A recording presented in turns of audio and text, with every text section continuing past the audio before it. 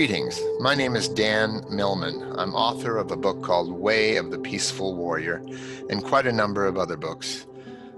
And I'm here to share with you my own personal experience coming from Brooklyn, New York, epicenter of our current challenges, but of course it's worldwide. It's one of those, we're all in this together, but not just New Yorkers, but everyone in the world. And I'm speaking not only to everyday folks like me, like you, but also if you happen to be a first responder, a medical personnel, police, delivery people, people working in the groceries. I'm aware of so many people who are less fortunate than I am, being a writer, working from home most of the time anyway. So this sense of all in it together is really worldwide right now. It's a unification almost of the planet. But I'm not here just to reframe or look at the positive side. You know, I was asked the other day if I could give some positive news. I was told people could use positive news. And I said, I have no positive news and I have no negative news.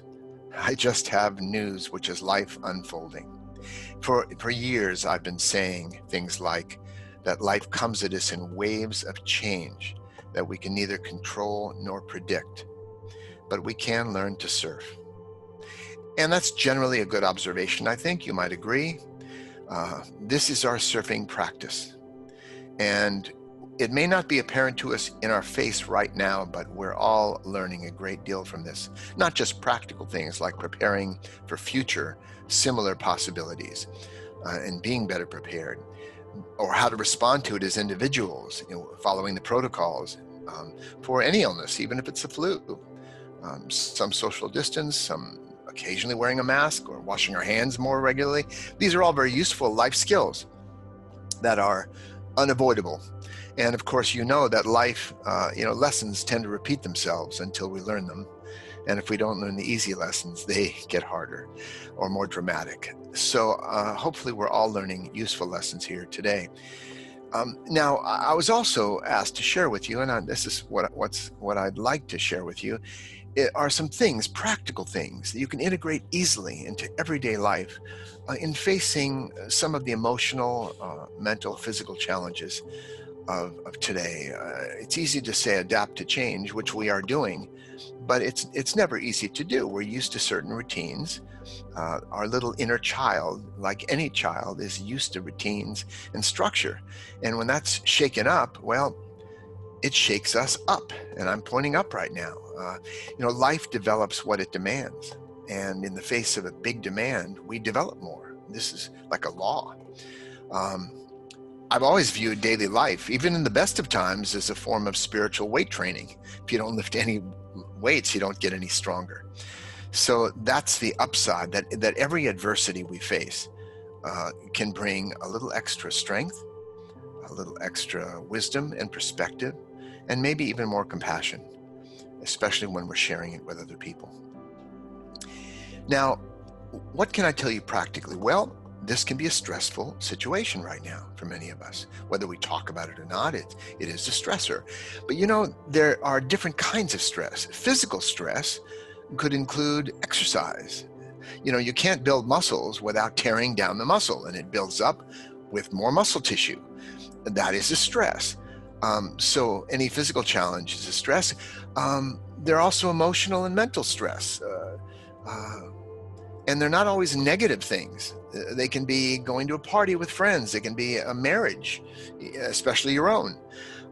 We can be stressed at family gatherings and many circumstances. So people sometimes ask me, Dan, is there a way for me to not be stressed? And I say, well, actually, I can tell you a surefire method for never to feel stressed again, which is simply this: don't care about anything. But that's not very practical advice, because most of us do care about our families, our friends, our loved ones, ourselves. We're engaged with life, so stress is going to be a natural part of life in all its varieties. We can say mental stress, emotional and physical, but they're all connected so deeply.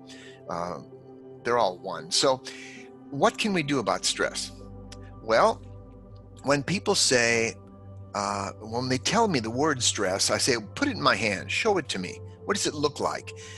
And it's not a thing, it's a concept. It's a word we have for a feeling of pressure of some sort, um, rather than a relaxed feeling. And stress, yes, is not good for us, but it's not the stress that bothers us. It's not in our control.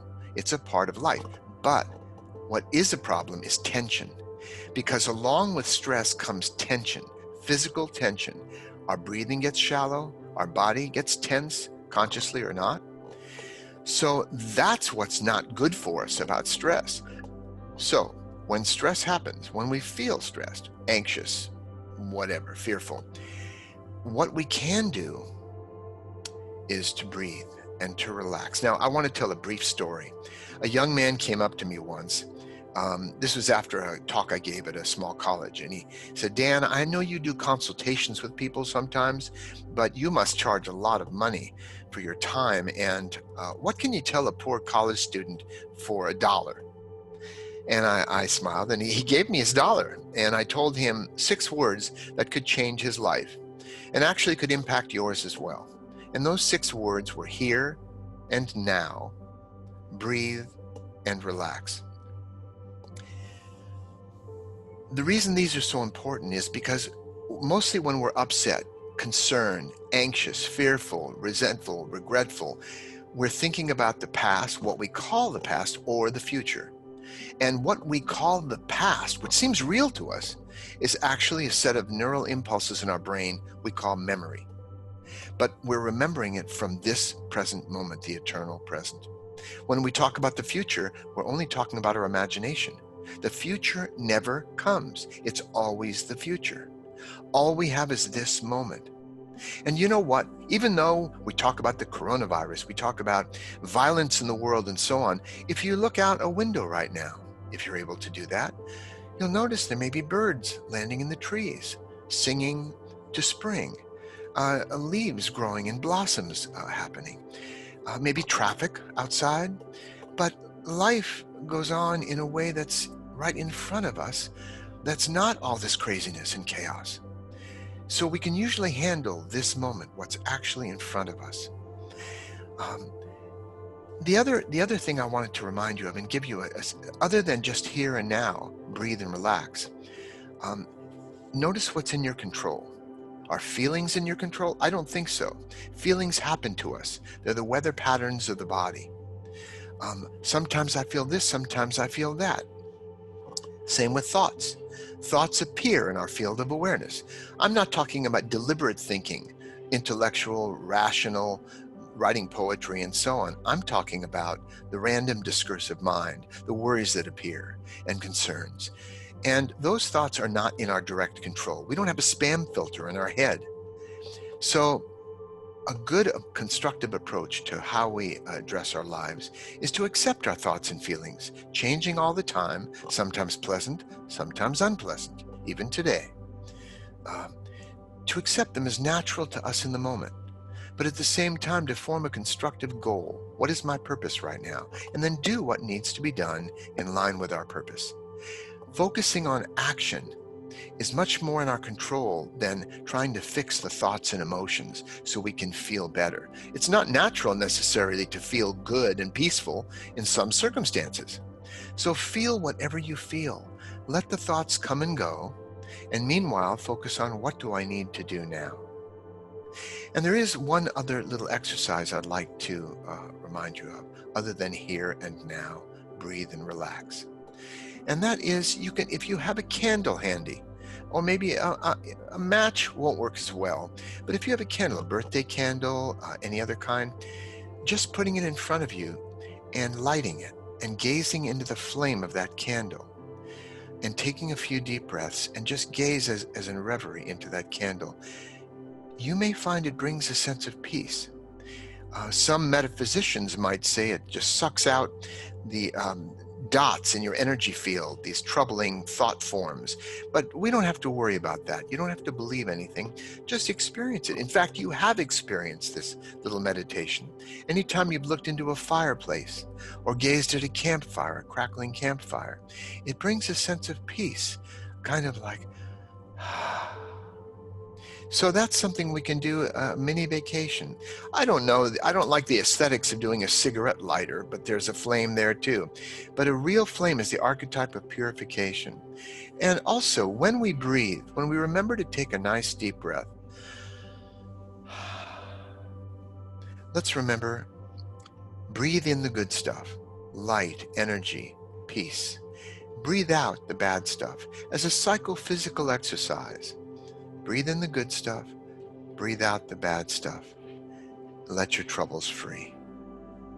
And these are simple ways we can integrate with any moment of everyday life that help us face this or any adversity we may and change that we have to deal with in our everyday lives.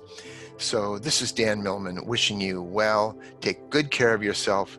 My family and I are doing the same, and perhaps we'll meet again sometime.